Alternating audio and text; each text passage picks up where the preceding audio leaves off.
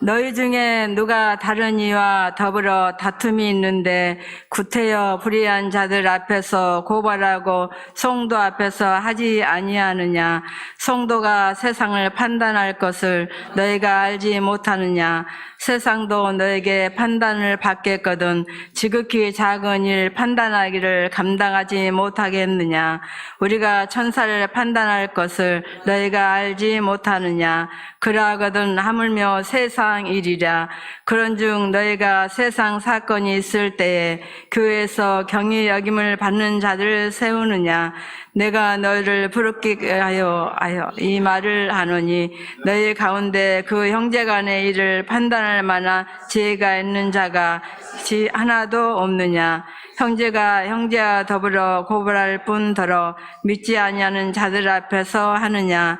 너희가 피차 고발함으로 너희 가운데 이미 뚜렷한 허물이 있나니 차라리 불의를 당하는 것이 낫지 아니하며 차라리 속는 것이 낫지 아니하냐? 너희는 불의를 행하고 속이는구나. 그는 너희 형제로다. 불의한 자가 하나님의 나라를 유업으로 받지 못할 줄을 알지 못하느냐? 미혹을 받지 말라. 음행하는 자나 우생 숭배하는 자나 간음하는 자나 탐색하는 자나 남색하는 자나 도적이나 탐욕을 부린 자나 술 취하는 자나 목욕하는 자나 소욕하는 자들은 나를 유업으로 받지 못하리라.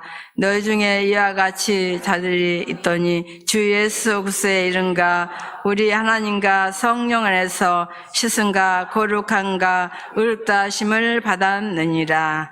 아멘. 오늘 말씀의 제목이 손해보면서 합시다입니다. 딱 듣는 순간 여러분 어떤 느낌이 들었어요? 싫죠? 손해보기 살기. 근데 우리가 인생을 살다 보면 원하지 않게 손해보는 일들이 참 많거든요. 내가 원하지 않았는데 내가 손해보는 경우가 많아요. 대부분 사람들은 이 손해보는 거 다 싫어합니다. 좋아하는 사람 없을 거예요. 장사하는 사람들이 자주 쓰는 말이 있습니다. 이거 손해보고 주는 겁니다. 뭔가 어폐가 있죠. 장사하는 사람들이, 이 장사라는 건 뭐냐면 이득을 남겨야 장사를 잘하는 거거든요. 그래서 손해보고 준다는 건 망한다는 뜻이잖아요. 근데 가게가 망하지 않거든요. 그 얘기는 뭐냐면 손해보지 않았다는 거잖아요. 그러니까 뭐예요? 이미 거짓말 한 거예요. 거짓말. 요즘은 동남아에 가면 짝퉁 시장이라는 게 대체적으로 있어요. 짝퉁 시장. 뭐냐면 어떤 메이커를 가짜를 만들어서 파는 거거든요. 그런데 처음에 딱 들어가면 많이 부릅니다. 많이. 그런데 대부분 거기서 다 사는 사람들은 바보짓 한다고 그래요. 바보짓. 그래서 일단 딱 하면 어떤 분들은 막 60%를 깎아요. 60%. 70%를 깎기도 하고. 근데 또 그게 거래가 되는 경우도 많아요. 그래서 그런 얘기 있습니다. 백두산에 가면 이 모자를 파는데 가장 밑에 사는 사람들은 아주 비싸게 산대요. 올라갈수록 모자 가격이 싸대요. 예전에 중국에 갔을 때 어떤 일이 있었냐면 모자를 팔더라고요. 더운 날인데 어떤 분이 예를 들어 우리나라 돈으로 1,000원 주고 샀어요. 근데 좀 지나니까 1,000원에 4개 이렇게 파는 거예요. 그러니까 처음에 하나를 1,000원 주고 산 사람은 그게 손해인 거예요. 손해. 근데 그들이 그렇게 4개 팔 때는 그래도 손해를 안 본다는 거예요. 손해보고 장사할 리 없잖아요. 그러니까 우리 그 말을 들을 때 우리가 그 말에 대해서 신뢰합니까? 안 합니까? 신뢰 안 하잖아요. 왜냐면 절대 손해보고 줄 리가 없기 때문이죠. 왜냐면 장사는 반드시 이익을 남겨야 하기 때문에 그래요. 요즘 가장 우리 생활에서 밀접한 게 뭐냐면 휴대폰이거든요. 스마트폰. 어린아이들도 다 있잖아요. 요즘 스마트폰. 그러니까 거의 다 그 스마트폰을 소지하고 있다고 볼 수 있어요. 그런데 지나다니다 보면 휴대폰 그 판매점에서 쓴 문구들이 다양합니다. 여러분 이런 글귀 봤죠? 전국에서 가장 싼 집. 다 자기네들이 전국에 제일 싸대요. 근데 어떤 사람은 그래도 양심적으로 이렇게 쓴 집이 있어요. 천국에서 두 번째 싼 집. 그 사람 조금 더 양심적이야. 첫 번째는 가입 못하고 두 번째로 싼 집이라고. 그런 얘기를 써 있습니다. 그리고 이렇게 써 있는 데도 있더라고요. 손해보고 보는 집, 주는 집. 손해를 보고 준다는 거예요. 제 조카도 이 핸드폰 가게를 하는데 삼촌이 저한테 손해보고 안 주더라고요. 손해보고 줄 리가 없어요. 조금 더 이제 같은 가격을 주지만 서비스를 좀 주는 것 뿐이지 손해보고 주진 않아요. 삼촌이라고 해서 손해를 보진 않아요. 그래서 이런 글귀도 있어요. 공짜폰. 그 공짜폰이 공짜가 아니에요. 그게 속으면 안 되죠. 그렇죠? 그래서 이런 말들이 막 휴대폰 가게가 막 재밌게 많이 써 있습니다. 그런데 들어가면 어때요? 공짜가 아니잖아요. 공짜라고 해도 공짜가 기다 아니다. 그 내막을 보면 통신회사에서 아무 조건 없이 공짜로 주는 건 없어요. 다 이유가 있어요. 이런 것처럼 손해보면서 장사하진 않아요. 그래서 사람들 누구나 자신에게 해가 되거나 손해가 발생하면 어떤 일이 벌어질까요? 화를 냅니다. 장사하는 사람이 이 소비자가 지나치게 깎으면 어느 정도 손해볼 것 같다 그러면 좀 이익이 적을 것 같다 그러면 막 화를 내잖아요. 그들도 도저히 안 된다고. 그래서 막 화를 막 내요. 손해보기 싫다는 거거든요. 그래서 누구나 모든 사람들은 손해보는 일을 잘 하려고 하지 않습니다. 이게 우리의 심리예요. 심리. 하지만 반대로 자신에게 이익되는 일이다. 그럼 어떻게 할까요? 무조건 하죠. 이익이 되는데 손해볼 리 없죠. 안 할 리가 없잖아요. 이익 된다는데. 그런데 성경은 여러분 놀랍게도 우리에게 말씀하시는 뭐라고 하냐면 반대로 얘기해요. 성경은 뭐라고 그럽니까? 얻으려면 버려라. 그러니까 세상적인 논리를 안 맞아요. 얻으려면 뭐라고요? 버리면 얻는데요. 맞아요, 틀려요? 세상적인 논리로 안 맞습니다. 얻으려면 가져야 되는데 버리는데 어떻게 얻어요? 또 뭐라고 하냐면 높아지고 싶냐? 낮아져라. 대접받기 원하느냐? 대접해라. 존경받기 원하느냐? 존경해라. 살려면 죽어라. 전부 다 성경 보면 반대로 얘기를 해요. 그리고 진정한 부자가 되려면 가난해져라 이렇게 얘기하거든요. 성경은 그래서 철저히 어떻게 보면 손해봐라는 얘기를 계속 그리스도인들에게 얘기하는 거예요. 그러니까 그리스도인의 삶은 손해보는 것이다 라고 얘기합니다. 그런데 우리의 삶에는 어때요? 늘 그런 일에 대해서 브레이크가 탁 걸립니다. 왜 브레이크가 걸립니까? 이유가 있죠. 내가 손해보지 않고 무엇인가 해보려고 하니까 브레이크가 걸리는 거예요. 내 마음대로 내 뜻대로 내가 원하는 대로 되지 않기 때문에 브레이크가 걸리는 거예요. 내 것을 포기하고 버리면 되는데 그렇게 하지 않기 때문에 그 문제가 생기는 거거든요. 그러니 여러분 그리스도인이라면 무엇부터 시작해야되면 손해보는 연습을 좀 해야 됩니다. 좀 내가 손해보는 듯한 모습을 살아야 돼요. 그래야 어떻게 해요? 주님 앞에 온전한 삶을 드릴 수 있어요. 그러니까 교회 나와서는 교회 공동체는 좀 손해본 듯한 삶을 살아야 돼요.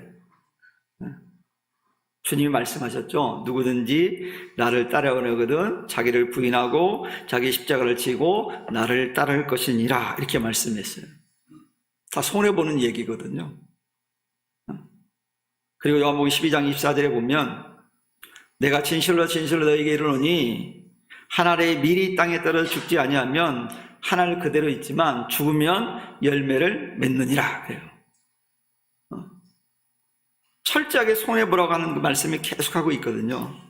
그래서 내가 버리지 않으면 내가 죽지 않으면 살 길이 없다는 걸 성경은 말해요.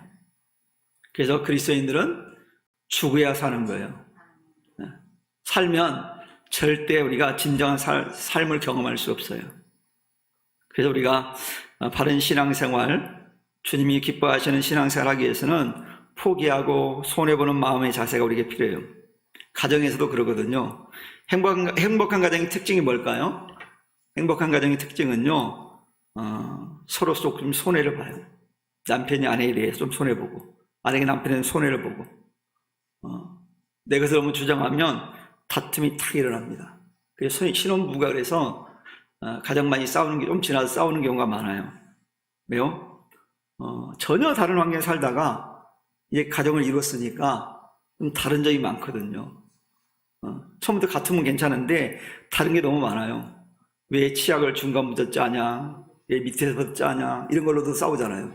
왜 화장실 가서 앉아서 싸지 남자를 서서 싸냐, 뭐 이것 때문에 싸우잖아요. 아무것도 아니에요, 그런 게. 그런 일로 다투잖아요. 근데 여러분 어때요? 조금씩 내가 상대방을 위해서 희생하고 포기하면 그런 문제들은 조금씩 해결되어집니다. 그래서 그런 서로 손해보는 가정은 정말 행복한 가정이에요. 즉 자기 주장을 안 한다는 거죠. 그 남편이 아내를 주장하려 하고 아내가 남편을 주장하려고 하기 때문에 문제가 발생하는데, 그렇지 않으면 괜찮은 거예요. 성경에서도 주장하지 말라고 그러잖아요. 또 부모와 자녀 간의 다툼이 왜 일어납니까? 주장하려고 하니까. 내 마음대로 뭔가 해보려고 하니까 문제가 생기거든요. 그래서 여러분, 행복한 가정의 특징은 뭐냐면, 그래서 서로 주장하지 않고 서로의 지킬 건 지키고 희생과 양보, 상대방을 귀히 여길 때 행복한 가정의 삶을 살 수 있어요. 사실 귀한 사람이거든요. 왜냐하면 나도 귀하지만 내 아내, 내 남편도 그 집에 가면 귀한 아들과 딸이거든요. 그렇잖아요. 여러분, 우리 집에서 나를 어떻게 귀하게 여깁니까? 하찮게 여깁니까? 귀하게 여기잖아요. 귀한 아들이고 귀한 딸이잖아요. 근데 내가 그 귀한 사람들을 하찮게 여긴다? 이게 그렇게 보는 사람이 이상한 거예요. 그러니까 서로, 여러분들은, 우리 성도님들은 서로를 귀하게 여길 수 있기를 축원합니다. 귀한 존재예요, 귀한 존재. 그래서 성경이 말씀하고 있습니다. 고린도서 7장 4절에 보면 이런 말씀이 있어요. 아내는 자기 몸을 주장하지 못하고 오직 그 남편이 하며 남편도 그와 같이 자기 몸을 주장하지 못하고 오직 그 아내가 하나니라고 말씀하고 있거든요. 그 얘기는 뭡니까? 내가 좀 손해보라는 거예요. 손해보면 된다라는 거예요. 이처럼 서로 희생적인 삶을 살면 행복해질 수 있어요. 근데 주장하려고 하면 다툼이 생기거든요. 오늘 본문에 등장하는 고린도 교회가 서로 주장하려고 했어요. 희생하기보다는 자기 주장을 앞세우다 보니까 교회에 분란이 일어났어요. 문제가 생겼어요. 그래서 고린도 교회에 성도 간에 문제가 생겼는데, 이걸 형제잖아요. 어떻게 보면 법정에 소송해서 문제를 해결하려고 그랬어요. 이런 고린도 교회 성도를 향해서 바울이 뭐라고 얘기하냐면, 성도 간의 문제를 가지고 세상 법정에 호소하지 말고 교회 안에서 해결하라, 이렇게 말씀해요. 그럼 왜 바울이 이런 얘기를 했을까요? 이유가 있을 거 아니에요. 그 첫 번째는 뭐냐면, 세상 사람들은 불의하기 때문에 그래요. 이 말씀의 뜻은 어떤 의미냐면, 법을 제대로 집행하지 않는다는 뜻이 아니라 하나님의 법을 알지 못하는 사람들이라는 뜻이거든요. 하나님을 제대로 알지 못하는 사람에게, 하나님의 법을 모르는 사람들에게 하나님의 법을 따르는 사람들이 그 일에 대해서 판단받는다고 하는 건 정말 우습잖아요. 그렇잖아요. 모르는 사람에게 알려달라는 건 문제잖아요. 아는 사람에게 얘기해야죠. 그러면 바울이 세상 사람들은, 믿는 사람들은 세상 법정을 이용하지 말라는 그런 뜻일까요? 그 뜻은 아니거든요. 오해하는 사람들, 그 뜻은 아니에요. 즉 무슨 얘기냐면, 교회 안에서 생긴 문제에 대해서는 세상의 법정으로 가져가지 말라는 거예요. 즉 교회 안에서 권면하고 사랑과 화합의 정신을 가지고 해결을 해야 된다는 뜻이에요. 저는 베드로 사도가 베드로 3장 8절 9절을 통해서 이런 말씀을 합니다. 마지막으로 말하노니 너희가 다 마음을 같이하여 채울하며 형제를 사랑하며 불쌍히 여기며 겸손하며 악을 악으로 욕을 욕으로 갚지 말고 도리어 복을 빌라. 이를 위하여 너희가 부르심을 입었으니 이는 복을 욕으로 받게 하려 하심이라, 이렇게 말씀해요. 그러니까 성도끼리는 악을 악으로 갚으면 안 된다는 거예요. 욕을 욕으로 갚지 말라는 거예요. 이게 성도들은 이게 기본이 돼야 되는 거예요. 그리스도인들은 그게 기본이 돼야 돼요. 그래서 오늘 사도 바울이 이걸 우리에게 권면하고 고린도 교회에게 그걸 말하면서 오늘 우리들에게 그런 권면하는 거예요. 교회 안에서 믿음에 가진 성도들끼리는 교회 공동체는 좀 손해보는 듯한 삶을 살라는 거예요. 그러나 성도가, 교회가 이 세상을 상대해서 자신의 정당한 권리를 수호할 필요성이 있을 때는 세상의 법정에 소송을 제기할 수 있습니다. 전혀 하지 말라는 뜻이 아니에요.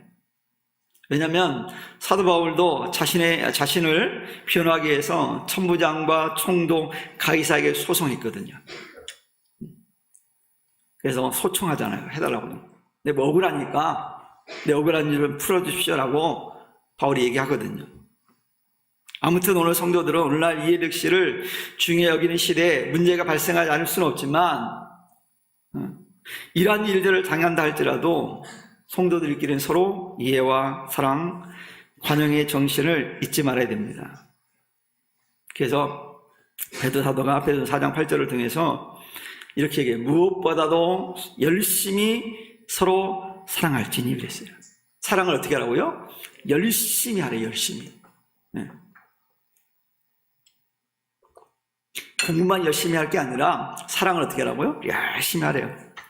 그러면 어떻게 된다고요? 사랑은 허다한 허물을 덮느니라 그랬어요. 열심히 사랑하면 허물도 덮어버린대요. 그래서 가정의 문제나 부부 간의 문제도 마찬가지예요. 성도 간의 문제도 그렇지만 이해 득실을 따지면 문제가 생기거든요. 가정이 무엇입니까? 가족이 누굽니까? 부부가 무엇입니까? 이해 득실의 관계가 아니잖아요. 세상의 직장이나 세상의 사람과의 만나면 이해 득실 간의 관계가 있지만 가정은 그렇지 않잖아요. 우리 교회 모토가 뭐예요? 가정 같은 교회, 교회 같은 가정 이거잖아요. 가정이잖아요. 가정은 뭐예요? 식구라는 얘기예요. 우리 식구끼리 그런 문제가 일어나면 가정 안에 해결해야 되잖아요. 밖으로 나가서 얘기할 필요가 없어요. 여러분 예를 들어서 우리 교회에 생긴 문제를 다른 교회 성도들에게 다른 동네 가가지고 막 떠버리는 거 뭐예요? 우리 가정 안에 문제가 있는 걸 흉을 다른 사람들에게 드러내는 거예요.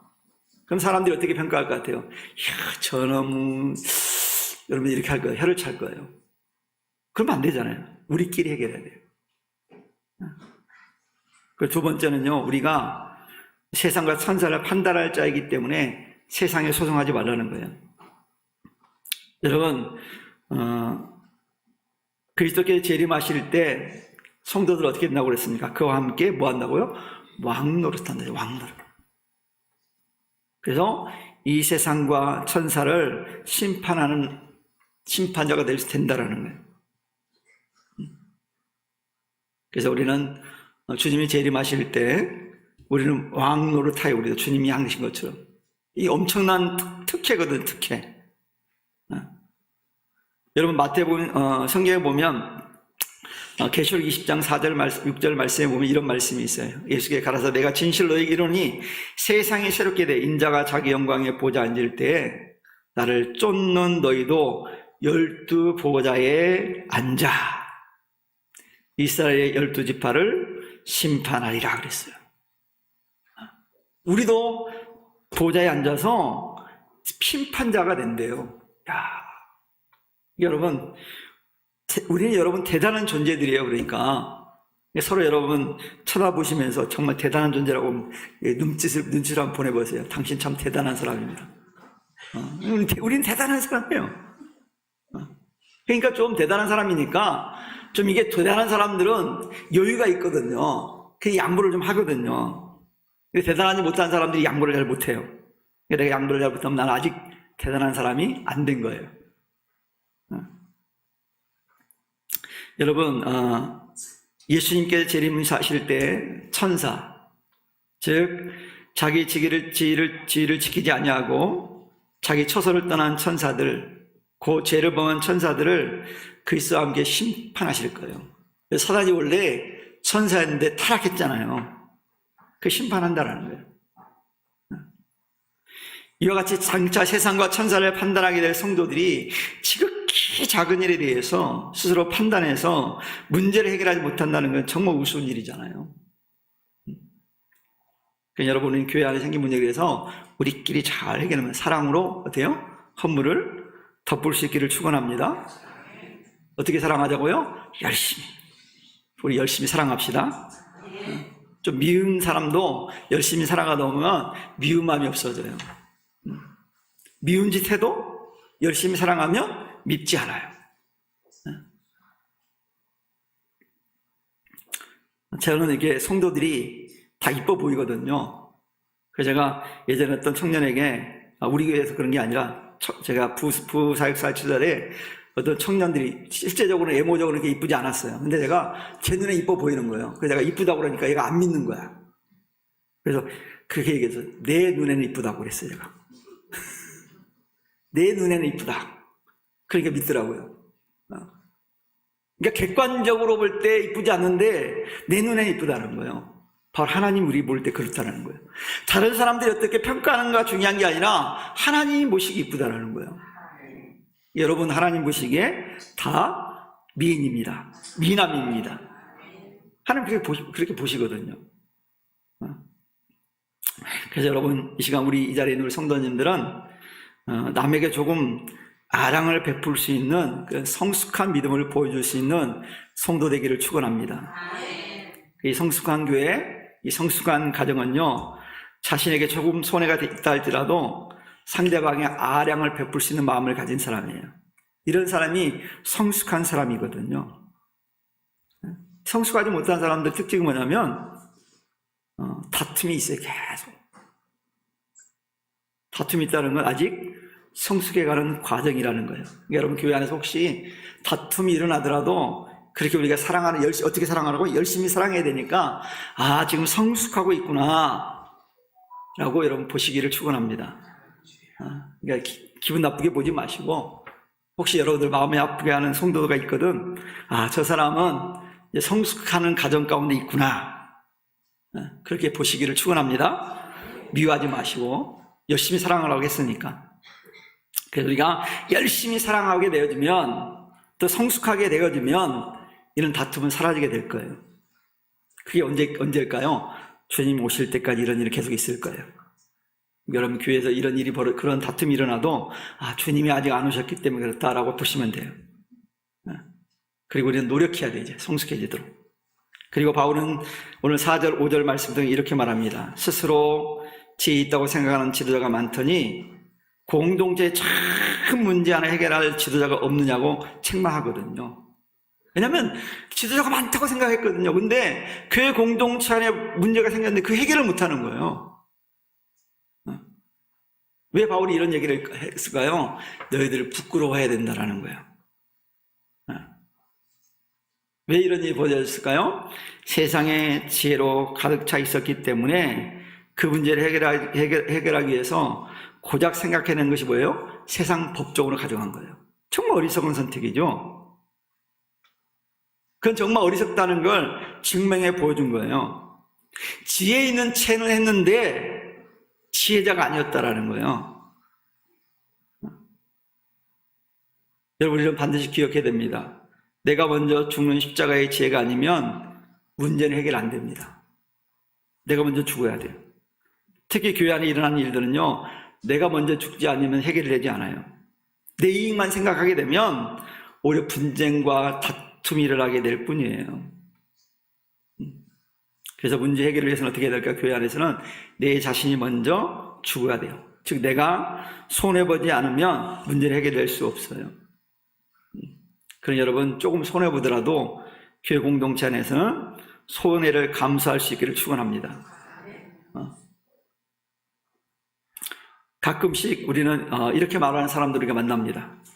난 참 내가 좀 싫어하는 사람들인데 나는 뒤끝이 없는 사람이야. 자기는 뒤끝이 없대요. 그런데 이 말에 함정이 있어요. 함정. 왜냐하면 자신은 뒤끝이 없어 화를 막 내고 다른 사람이 실컷 상처를 주고 나는 잊어버려. 왜? 난 뒤끝 없는 사람이니까. 그래서 뭐 눈을 날라면 할렐루야 해. 근데 그걸 당한 사람은 어때요? 할렐루야가 안 돼. 저 인간, 교회가 보기 싫어가지고 다음 주는 가지 말까? 이런 마음이 들거든요. 그 인간 때문에. 그러면 되겠습니까? 안 되겠습니까? 안 되잖아요. 상처받은 사람들은 병들어 죽을 지경인데 자기는 뒤끝이 없다는 말로 그 상황을 모면하려고 그러는 거예요. 바람직하지 않아요. 그러니까 뒤끝이 없다는 말은요, 어떻게 보면 당하는 사람에게는 안 좋은 말이에요. 그래서 뒤끝이 없다라고 말하는 사람들은 그 문제조차도 모르고 해결을 할 생각을 하지 않거든요. 그러니까 여러분, 뒤끝 없는 사람 어떻게 해야 돼요? 조심하시기를 축원합니다. 조심해야 돼요. 뒤끝 없는 사람 무서운 거예요. 그 사람은 아무 생각은 안 해요. 자기는 다 풀었으니까 혼자. 여러분, 이처럼 세상 법정에 가는 것도 문제지만 성도 간의 문제를 형제를 대상으로 다투겠다는 것 자체가 이미 허물이라는 걸 알아야 됩니다. 그래서 바울이 뭐라냐? 그럴 바에 차라리 어떻게 하라고요? 차라리 불의를 당하고 차라리 속으래요. 쉽지 않은 일이에요. 손해보고 말라는 얘기가 쉽지 않은 얘기잖아요. 근데 바울은 손해보는 것이 훨씬 유익하다고 말씀하고 있어요. 근데 실제로 그렇게 여겨지니까 안 그래요. 근데 바울은 우리에게 손해보래요. 이것이 주님께 우리에게 십자가에서 가르쳐주신 방법이에요. 이렇게 할 때 나도 살고요. 실은 공동체도 삽니다. 여러분, 주님이 십자가에 죽지 않았다면, 부활이 없었다고 한다면 우리는 찬란한 영광을 볼 수 있을까요? 없을까요? 못 봅니다. 주님이 엄청 손해보셨잖아요. 주님이 손해를 봤더니 엄청난 영광이 있는 거예요. 이게 하나님의 지혜잖아요. 그러니 우리는 이제부터 사랑하기 때문에 손해보고, 사랑하기 때문에 아픔을 감수하고 인내할 수 있는 우리 성도에게를 축원합니다. 그래서 지금 이 시간부터 우리 2025년 한 해 동안 좀 손해보면 살자고요. 손해 좀 봅시다. 아멘 안 하시네. 손해보자니까요. 서로 우리가 손해보는 마음으로 서로를 열심히 사랑해 줄 수 있는 그런 우리 모두가 되기를 주님으로 간절히 축원하겠습니다.